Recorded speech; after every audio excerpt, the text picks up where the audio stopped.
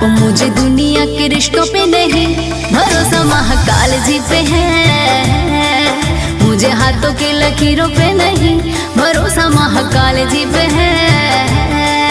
मुझे हाथों की लकीरों पे नहीं, मुझे हाथों की लकीरों पे नहीं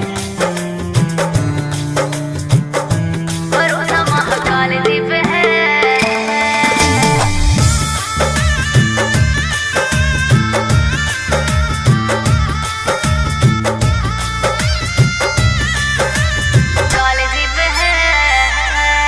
हाँ बिगड़ी बनाए सवाल सुलझाए, मुझे भी वही सही रास्ता दिखाए। केटी करेगी नित बाबा का चर्चा, बट रहा देखो महाकाल नाम परचा, बट रहा देखो महाकाल नाम परचा।